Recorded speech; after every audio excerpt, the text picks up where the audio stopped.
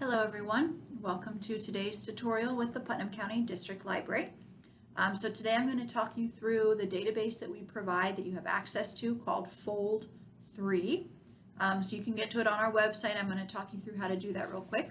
But what is Fold3? According to their website, it is a database that provides access to military records, including the stories, photos, and personal documents of the men and women who served. And then I thought it was interesting, they also explained why they chose the name Fold3. So this is also from their website. Traditionally, the third fold in some flag folding ceremonies honors and remembers veterans for their sacrifice in defending their country and promoting peace in the world. So I'm going to talk you through just the basic steps of getting started on Fold3 so that hopefully you can do some genealogical or ancestral research using this awesome database. So let's get started. Okay, so my web browser is open, and now I'm going to go to, I'm here already on the Putnam County Library's website, so I'm going to click on Adult, and then I'm actually not even clicking on it, I'm just hovering my mouse over it, and then I'm going to scroll down to Research, and then I find the fastest way to use this is by clicking on the first letter of the name of Fold3. Of course it's F, so I'm going to click on the F here alphabetically, and there it is, Fold3. And then I'm going to click on Use this resource. Now I am doing this in the library. I am on the internet, the Wi-Fi of the library, so I should not have to, see, it's not asking me to sign in with my library card number. You are able to access this database from home on our website the same way I did. However, before it lets you log in or get into it, it will ask you for your library card number. So be sure to have your library card handy with you when you want to use this resource. It just wants to make sure that you are in fact a library card holder of our library before it gives you access to this library edition. So you would log in with your library card, and the quickest way to use this database is by searching for a name within a specific family member, or within a specific family. So for example, I'm going to use my grandpa who fought in World War II. I know that about him. So I'm going to search him by name for my specific family member who was in military service during a conflict. For me specifically, that would have been World War II. My grandpa was in World War II. So the cool thing is these people don't actually have to be from the United States. You can see here it says United States, but there's also Australia, Canada, New Zealand, and the United Kingdom. So you can start with just a name. So here where the cursor is blinking, I'm going to type in my grandpa's name. He was James Train.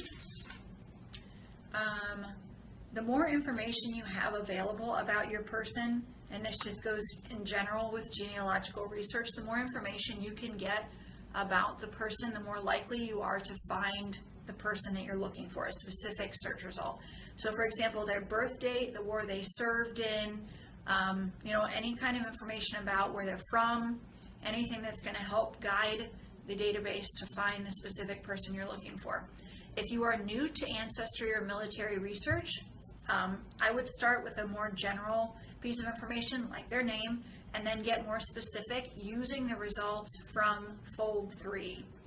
It's more likely to have a successful search using Fold3's parameters and website language. Okay, so what that basically means is if you start with the name, you can get more specific from then on.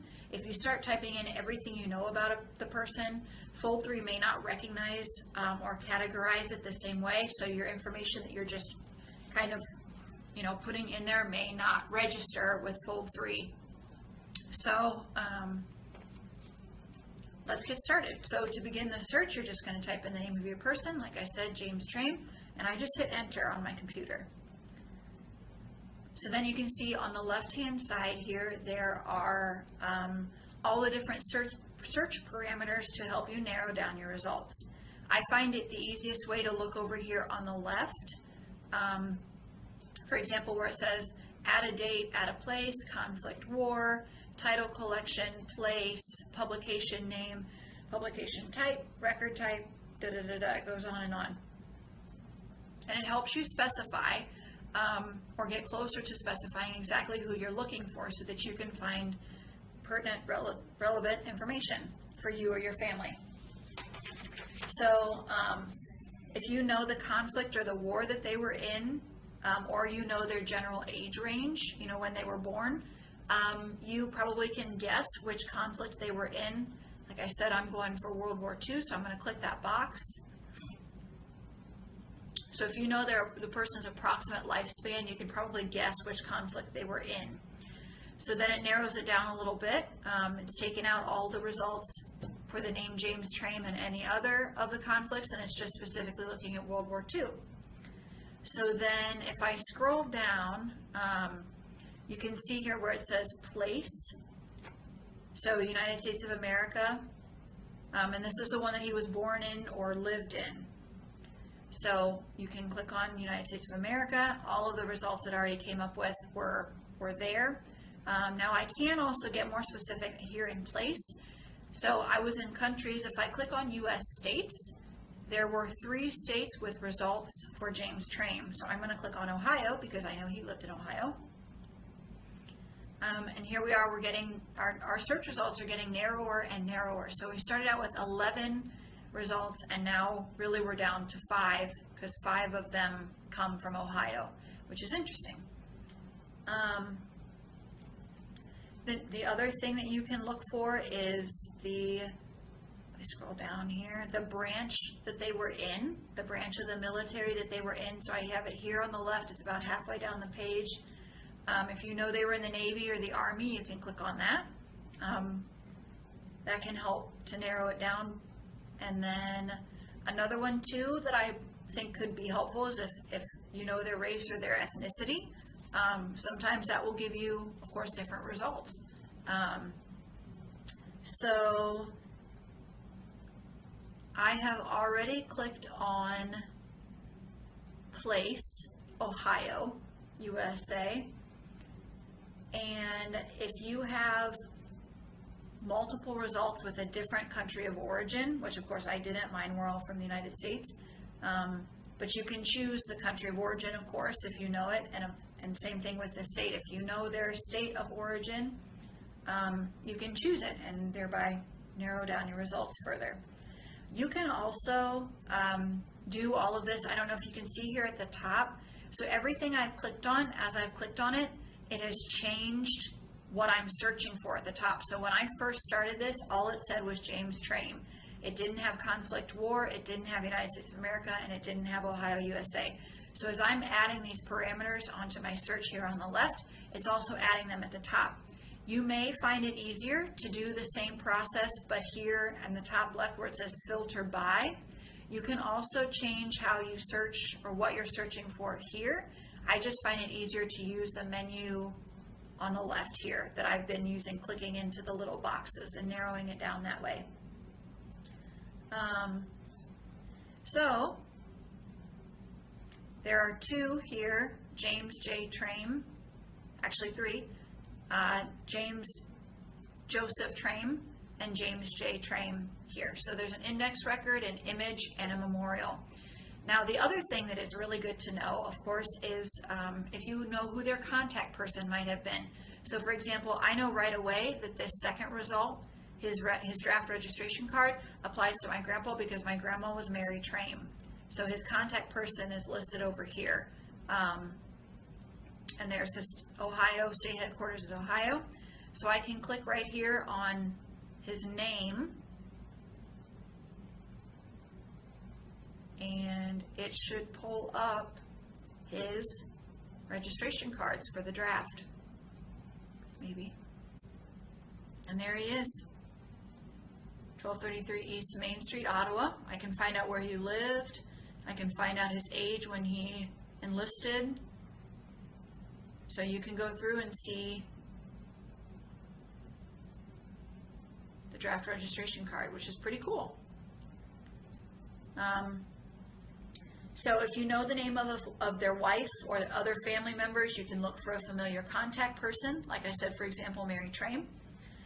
If you know very little information about your search subject, your person that you're looking for, You can use information gained from one source as a resource to narrow down other likely results. So for example, I know here, maybe I didn't know that my grandpa's middle name was Joseph, but I know that this is him because of Mary Trame, right? So I'm going to use my context clues and say, okay, this is probably him, James Joseph Trame. So that means up here, James J. Trame and James J. Trame here probably are James Joseph. So I'm using this clue of Joseph from his registration cards to strongly guess that this James J. Trame National Archive Index record is also him, because I've learned, okay, his middle name was Joseph, so J, that's probably him. I'll still make sure that I'm, correct about that and double check and verify his other information. But you can also see his birth date listed here is 1918, and his birth date on the registration cards, which I know applied to him, was also 1918. So you can use your context clues as such, as clues. Joseph, so probably J is also him. So same with the birth date, the contact person, etc. So just using your context clues, treat it like a mystery, and I think that's why so many people like doing the genealogical research, because it feels like you're solving a mystery about your family. You're learning about your family. Just some general tips: be willing to play around a little. Not all the records use all the information. You may get different results using just a couple search terms. So for example, typing in James Trame World War II, this is versus all the possible information available, Mary Trame, birth date, 1918, all of the information at once. I usually find it easiest to start with just the person's name and the conflict, and then use these search categories over here, these parameters over on the left-hand side, to help narrow it down for me, like I said at the beginning, in the language of the database. So I'm learning to categorize my search person, by the way that they do it, so that I'm more likely to get the best results I can. Okay, so hopefully this is a decent intro into Fold3, and you can use it to research your family members.